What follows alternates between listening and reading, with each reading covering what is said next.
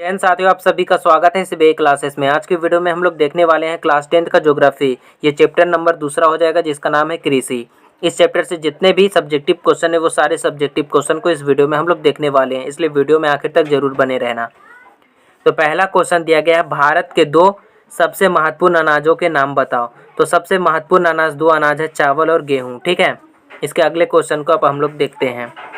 अगला क्वेश्चन है, भारत में कौन से तीन प्रमुख मोटे अनाज उगाए जाते हैं। तो तीन प्रमुख मोटे अनाज है, ज्वार, बाजरा और रागी। अगला क्वेश्चन है, भारत की तीन नकदी फसलों के नाम बताएं। तो तीन नकदी फसल चाय, कॉफी और गन्ना हो जाएगा। अगला क्वेश्चन है, हमारे देश की सबसे प्रमुख रोपण फसल कौन सी है। तो कौन सी रोपण फसल है, आम हो जाएगा, काजू, रबड़, नारियल आदि जो है ये रोपण फसल है। रोपण फसल मतलब होता है जैसे बगीचा, आप जानते होंगे कोई भी चीज़ का बगीचा होता है, जैसे आम का होता है बगीचा, रबड़, ये सब का जो होता है ना, ये सब रोपा जाता है। रोपण फसल मतलब एक बार लगाया जाता है, बहुत दिन इससे लाभ कमाया जाता है। अगला क्वेश्चन है, अंतर बताना है। ठीक है, नकदी फसल और रोपण फसल में अंतर। तो नकदी फसल एक तरफ लिख देंगे, एक तरफ रोपण फसल। नकदी फसल का उत्पादन केवल बेचने के उद्देश्य से होता है। नकदी फसल का उदाहरण गन्ना और कपास हो जाएगा। जबकि रोपण फसल का क्या होता है, इसकी कृषि बड़े पैमाने पर की जाती है, इसमें अधिक पूंजी लगाना पड़ता है। जैसे चाय का हो गया, रबड़ का, केला का, ये सब जो है ये सब रोपण फसल है। अगला क्वेश्चन दिया गया है, व्यापारिक कृषि और निर्वाहक कृषि, इसमें अंतर बताना है। तो एक तरफ हम लोग व्यापारिक कृषि लिख देंगे, एक तरफ निर्वाहक कृषि। व्यापारिक कृषि, ये कृषि केवल स्थानीय आवश्यकताओं की पूर्ति के लिए की जाती है। व्यापारिक कृषि जो होता है स्थानीय आवश्यकताओं की पूर्ति के लिए की जाती है। जबकि निर्वाहक कृषि का मुख्य उद्देश्य बाजार में फसल बेचना होता है, ये व्यापारिक कृषि कहलाता है। ठीक है, तो इसका भी स्क्रीनशॉट आप लोग चाहो तो ले सकते हो। अगला क्वेश्चन है, लघु उत्तरीय प्रश्न है, भारत में उपजाने वाली दो खाद्य, नकदी एवं रेशे वाली फसलों का नाम लिखना है। तो दो खाद्य फसल गेहूं, चावल हो जाएगा। नकदी फसल जैसे गन्ना और चाय हो जाएगा। कपास और जूट जो है रेशे वाली फसल हो जाएगा। अगला क्वेश्चन दिया गया है, भारत में उपजाए जाने वाले वर्षाधीन फसलों के नाम लिखें। तो वर्षाधीन फसल किसे कहते हैं, वैसा फसल जो वर्षा के बाद की नमी पर उगाई जाती है। मतलब वर्षा हो जाती है, उसके बाद जो नमी होती है वर्षा होने के कारण, तो उसी नमी पर उपजाई जाने वाली फसल को वर्षाधीन फसल कहते हैं। एग्जाम्पल के रूप में ज्वार हो जाएगा, बाजरा हो जाएगा, दलहन, रागी, ये सब जो है वर्षाधीन फसल है। तो इसका स्क्रीनशॉट आप लोग ले लो। अगला क्वेश्चन है, शुद्ध राष्ट्रीय उत्पाद में कृषि के योगदान की चर्चा कीजिए। तो लिखेंगे, भारत एक कृषि प्रधान देश है। ठीक है, भारत एक कृषि प्रधान देश है। यहाँ की 70% से अधिक आबादी कृषि पर आश्रित है।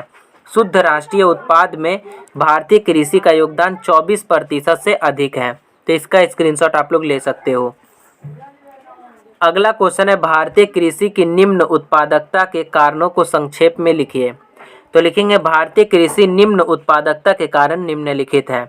पहला कारण है किसानों की जो है दयनीय स्थिति। ठीक है, मतलब भारतीय किसानों की स्थिति दयनीय है। खेतों का छोटा आकार है, यहाँ के जो अधिकतर जो किसान हैं उसके खेतों का आकार छोटा है। तकनीक का अभाव है उनके पास, कृषि यंत्रों की कमी है। हाइब्रिड बीज, कीटनाशक तथा उचित खाद्य के इस्तेमाल की जानकारी का अभाव है यहाँ के किसानों को।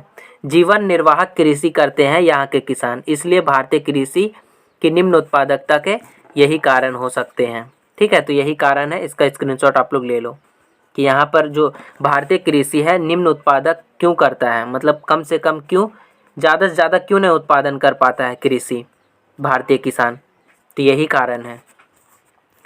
अब अगला क्वेश्चन है, हरित क्रांति से आप क्या समझते हैं। लिखेंगे, भारत में 70 के दशक में कृषि उत्पादन बढ़ाने के लिए फसलों में नए बीज, खाद्य, उर्वरकों का उपयोग तथा जल आपूर्ति सुनिश्चित की गई, जिससे कृषि उत्पादन में तेजी से वृद्धि हुई, खासकर गेहूं के उत्पादन में। इसे हरित क्रांति नाम दिया गया। तो इसका स्क्रीनशॉट आप लोग ले सकते हो। अगला क्वेश्चन दिया गया, भारतीय कृषि की 5 प्रमुख विशेषताओं को लिखिए। तो लिखेंगे भारतीय कृषि की 5 विशेषताएं निम्नलिखित है। पहला हो जाएगा, यह देश के आर्थिक जीवन का प्राण है। कृषि जो है देश के आर्थिक जीवन का प्राण है। लगभग 2/3 लोग कृषि से आजीविका प्राप्त करते हैं, यानी अपना घर चलाते हैं। देश की विशाल जनसंख्या के आहार का साधन कृषि ही है। मतलब पूरे देश को, विशाल देश जो है यहाँ का जनसंख्या है, सभी को खाना कौन देता है? कृषि ही देता है। कृषि के कारण ही वो खा पा रहे हैं। कृषि आधारित उद्योगों के लिए कच्चे माल की आपूर्ति भी कृषि ही करता है। उचित जलवायु के कारण कृषि जन्य उत्पादों की जो है विविधता होती है। शुद्ध राष्ट्रीय आय में 24% का योगदान भी कृषि ही करता है। चाय, गन्ना, मोटे अनाज, तंबाकू, कपास आदि के उत्पादन में भारत जो है प्रथम स्थान पर है। अगला क्वेश्चन है, इसका स्क्रीनशॉट आप लोग ले सकते हो। अगला क्वेश्चन है, भारत में उपजाए जाने वाले प्रमुख खाद्य एवं व्यावसायिक फसलों के नाम लिखिए। तो चावल, गेहूं, मक्का, दाल, गन्ना आदि जो है प्रमुख फसल हो जाएगा। तो इसका स्क्रीनशॉट आप लोग ले सकते हो। अगला क्वेश्चन है, कारण बताना है। पहला कारण बताना है। पहला कारण है, कपास की खेती दक्कन प्रदेश की काली मिट्टी में अधिकांशतः होती है। क्यों होती है, इसका कारण बताना है। तो लिखेंगे काली मिट्टी में फेरस की मात्रा अधिक होती है। साथ ही मिट्टी जो है नमी को अधिक समय तक बनाए रखती है, इसलिए कपास की खेती के लिए प्रयुक्त होता है। ठीक है। अगला क्वेश्चन है, गन्ने की उपज उत्तरी भारत की अपेक्षा दक्षिणी भारत में अधिक है, ऐसा क्यों? तो लिखेंगे दक्षिण भारत में अधिक तापमान के साथ साथ वर्षा भी अधिक होती है। इससे गन्ना में मिठास अधिक होती है, यानी मिठास बढ़ती है। दक्षिण भारत में मिलों की संख्या भी अधिक है, यही कारण है कि दक्षिण भारत में जो है गन्ने की उपज अधिक होती है। अगला क्वेश्चन है, भारत कपास का आयात एवं निर्यात दोनों करता है, ऐसा क्यों? तो लिखेंगे भारत में कपास की खेती बड़े पैमाने पर होती है, किंतु भारतीय कपास की गुणवत्ता अच्छी नहीं है, अतः भारत जो है अच्छी गुणवत्ता वाली कपास का आयात करता है। अगला क्वेश्चन है, भारत विश्व का एक अग्रणी चाय निर्यातक देश है, तो इसका कारण बताना है। तो लिखेंगे चाय के उत्पादन के लिए ढाल वाली भूमि के साथ साथ 200 सेंटीमीटर से अधिक वर्षा की आवश्यकता पड़ती है।